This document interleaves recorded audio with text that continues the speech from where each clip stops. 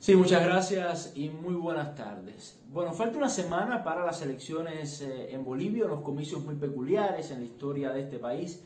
Y digo peculiares no solo por la importancia que tendrán para la crisis política interna que vive Bolivia, sino también por las condiciones en las que se han desarrollado. Recordemos que son unas elecciones producto de un golpe de Estado en alguna medida. La campaña ha tenido que desarrollarse bajo una administración golpista, con toda la violencia, con todas las presiones, con todas las intimidaciones que genera un gobierno de este tipo. Y también son unas elecciones que sobre todo generan más preguntas que respuestas con respecto al futuro inmediato de este país sudamericano. Y esto sucede porque el principal derrotado de estos comicios, sea cual sea el resultado final dentro de los previsibles, el principal derrotado ha sido la ultraderecha golpista. Puede ser una tesis, vamos a decir, polémica, muy discutible, pero hay elementos para defenderla. Tenemos que tomar en cuenta, por ejemplo, que la actual presidenta de facto, Yanine Áñez, llegó al poder para consolidar el proyecto golpista, un proyecto golpista que no ha sido consolidado en su totalidad, al punto de que ha tenido que convocar a elecciones, a pesar de haberla pospuesto en varias ocasiones, ha tenido que convocar a elecciones y ha convocado a elecciones precisamente por la presión de sectores populares, sobre todo de aquellos sectores populares que apoyan al movimiento del socialismo, el grupo político del expresidente Evo Morales. Esto da la idea de la fuerza que hay aún en la base del MAS y que es una fuerza que puede mantener en cierto jaque al actual gobierno golpista.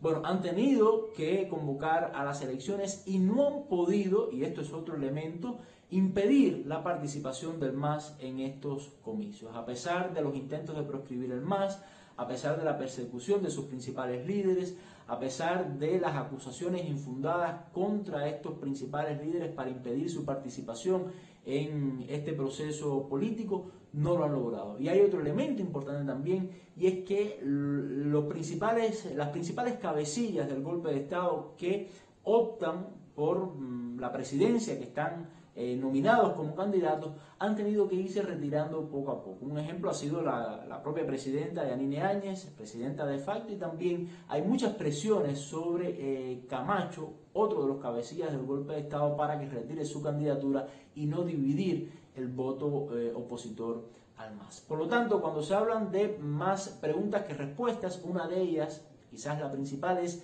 ¿qué va a hacer esta ultraderecha golpista cuando no logre salir victoriosa en las elecciones, en una hipotética victoria del MAS? Pero vamos a pensar incluso en la posibilidad en segunda vuelta de una victoria de Carlos Mesa, uno de los candidatos opositores que marcha en una segunda posición. En caso de una victoria de Carlos Mesa, ya ha dicho que va a impulsar una especie de diálogo nacional, de gobierno, de unidad nacional, pero uno se pregunta hasta qué punto entonces esta derecha golpista puede influir dentro de un gobierno de este tipo cuando la principal fuerza política, y así lo ha demostrado su respaldo en las elecciones, ha sido precisamente el movimiento al socialismo. Carlos Mesa, en caso de ser electo en una segunda vuelta, tiene la necesidad, tiene el deber de estabilizar al país, y el país no se va a estabilizar si no se le da participación política al MAS, que ha demostrado, repito, ser la principal fuerza política en Bolivia.